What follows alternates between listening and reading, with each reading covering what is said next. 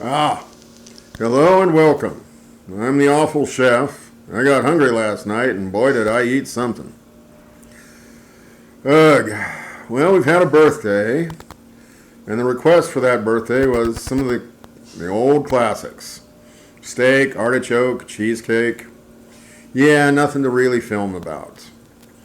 So, we did something different though with the steak. Let's start with the basics.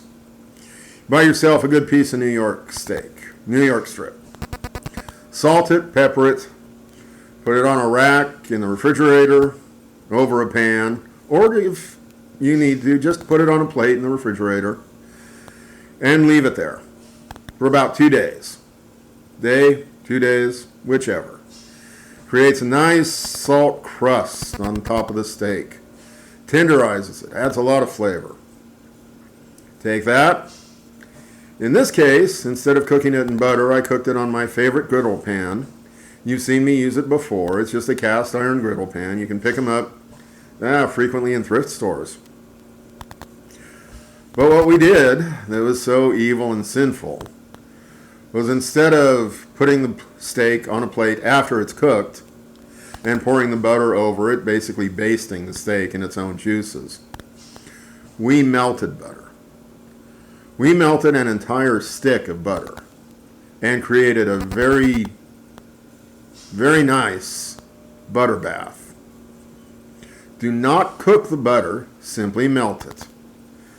Throw into it about 5 bay leaves and a nice big hunk of sage and let that sit for about half an hour. You don't need to add heat or you will cook the butter, and you don't want to do that. Just keep the butter warm. If you have an electric stove, the residual heat in the burner will often do it. It did in mine quite nicely.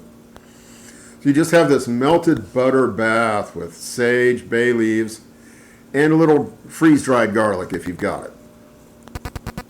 So, cook the steak that had been properly dried. Rested it in the butter. Because after you cook a steak, you have to let it rest. Let the juices redistribute inside.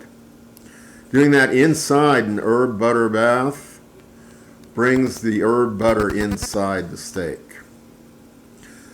So, that is how to take someone you love and give them a delicious dinner, which will shorten their lifespan. The freshly cooked steak spent about 5 to 7 minutes sitting in this lightly warm butter bath of butter, sage, and bay leaves. So that's it. That's how to convert an innocent dead cow into something evil and delicious. Well, evilly delicious. How's that for a compromise? I am the awful chef. Please remember to do that social media thing and subscribe. Thank you and goodbye.